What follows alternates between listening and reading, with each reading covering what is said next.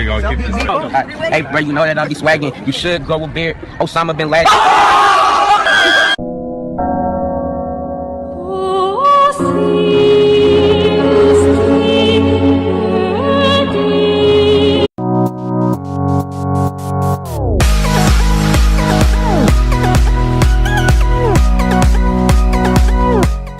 What is up, everybody? Welcome back to the channel.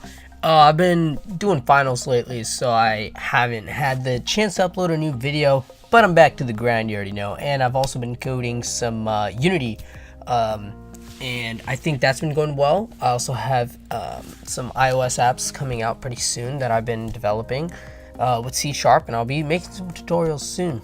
But we're joined together today, and you're watching this video because you want to learn how to make a moving part in Roblox Studio. And yeah, so first things first, gotta insert that part. Recommend you do it without a mesh, but mesh is, it doesn't matter anyways. So let's find let's go to this part. So we have a part here, and I'm gonna go and change my movement by 1 here. I think it's on the studs. Okay, so now that you have it on the studs, it doesn't really matter, but it does help you, and we can make detections while doing this. So as you can see, when you go here, you'll notice that the part has a position here. I don't know what grade you guys are in, obviously, but it has X, Y, and Z. What you're probably familiar with is X, Y, and it's on the grid, but when you mess with a 3D, you tend to get this Z value. As you can see, it's changing there. And I apologize if you can hear the wind or the fans from the computer. Really apologize. Anyways, so once you have that, you're gonna change anchor to off. Now, I'm not sure if anchor does matter. It really shouldn't matter if it's being modified by a script's internal position, because it's an internal variable, but it doesn't matter. So I'm gonna go ahead and name this part moving part. Actually not add a space. All right, and into the script, and I'm gonna enter a script here, and I want to move this part a little bit. So when I move this part, it's going to move just a little bit, and I'm going to help you guys create your own functions. We're going to be doing a function today, so we're going to call this the movement script. You guys can name anything you want, because in Roblox Studio it doesn't really matter which you name script. So we're going to start by making a function. And we're going to call this function move. It's going to take the arguments part, X, Y, and Z. So what I just did was I created arguments. These are called, you might as well see them as args, A-R-G-S, args. So I'll explain what this is do. And for I equals 1, 20, do script. Okay, script. So this references this script, but we're just gonna do part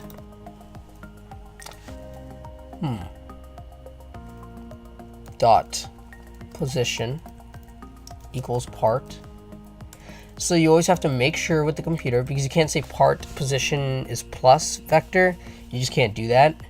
So you have to make sure part equals the part's position. So it's going to equal position 120, 0.5, and 175 equals that, but we're also going to add vector 3. Vector 2 is 2D, like GUIs and stuff, and new. We're going to take those arguments, Z. There we go. Congratulations, you just made your very own function. Now, many people do not realize functions cannot be read on their own. For example, if I run this right now, the game will not read any scripts. It will not. It would not read this at all. I mean, it'll acknowledge that a function's there, but it won't execute. And because the function's not being called, so to call this function, we can go ahead and say local part. Actually, I don't really like local because it's not organized. So, you know, I mean, you guys can do equals workspace dot moving part right there. Is this one? So anything outside of a function that is not being called, it can be read. So the way this computer is going to read the script, it's going to go, start reading. Because it's in the script and it's not in the function. And I'll tell you when it starts to read the function. And then we'll skip a line. Then what we're going to do is we're going to say move. Then we're going to move. Actually, let's wait. Let's wait 6 seconds. And we're going to move. The first argument, so it's gonna push from here, and it's gonna put this argument in here. It's gonna be part. These names don't have to match up. I'm actually gonna do that on purpose. To move. See, it doesn't read it. To move. Part to move is being fed into this argument part, along with an x, y, z value. So we're gonna move it. Now, note, this is not the position we're going to make it. We're just adding the position. You see, we're adding it or subtracting it if you'd like, but you most likely want to add vectors. And if you want to make the part go down or behind or in a negative direction, you just want to add the argument negative. You don't want to say minus vector because that can confuse the computer. For the second argument, you see right here how this X is highlighted because this is the computer knows what you're trying to do. They just want you to execute it yourself.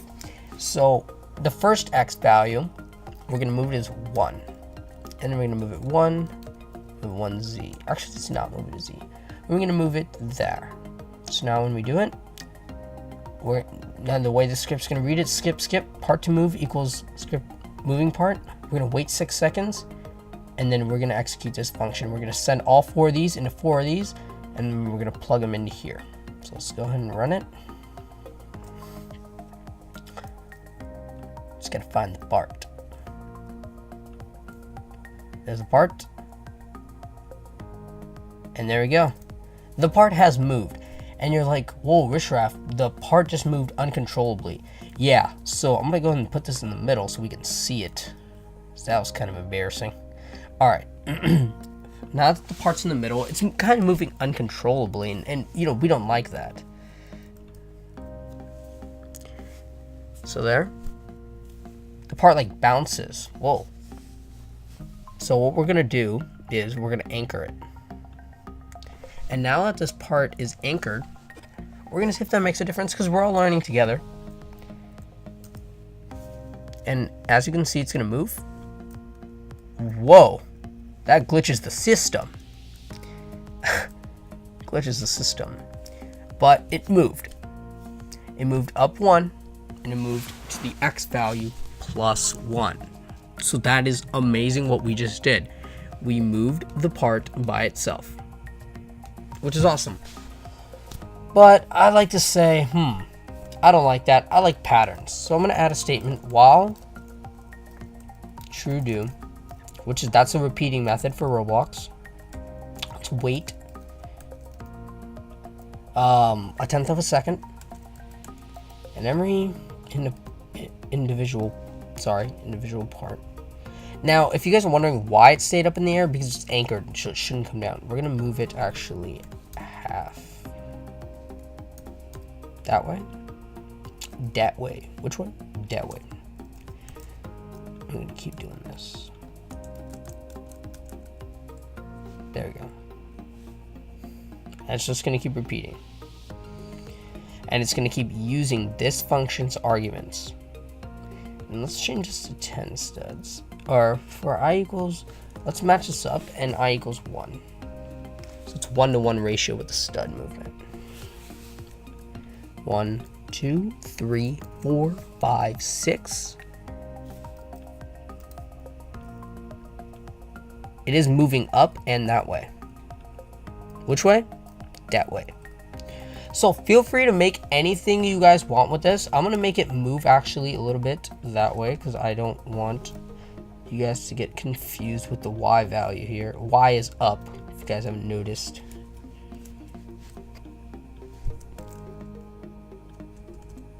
Okay, so this, as you can see, what does this number do? Because a lot of people misunderstand what 4i equals 1. Each I is 1. Okay, and how many i's do we want to move? 1. So if we did I equals 2, then but if this was 1, we would move 2 i's because I equals 2. So I hope that makes sense, everybody. I want you to have a blessed and beautiful day. Let's change this to 1. You can totally mess around with it. This is something I wanted to show you. I'm sorry for the lack of uploads lately. I've been busy. I've also been working on a lot of iOS projects, and I will soon be working on those especially a lot lately. But I wanted to thank everyone for, see, there it is. I wanted to thank everyone for watching my videos and everybody for the likes and subscriptions. If you guys do leave a comment, I will try and make that. Whatever you guys want me to comment. I will be making a wave shooter game that I've actually been producing. So I wanted to thank everyone out here for coming out, watching the video, smartphone, or if you're on your TV or whatever. And please keep trying to code. I mean, I only have about 3-4 coding tutorials on Roblox, but I definitely will be making more as soon as the summer starts. And thank you so much for watching. And as you can see, it just keeps going because of the wild true do statement as seen here. So thank everybody for watching, and have a beautiful day.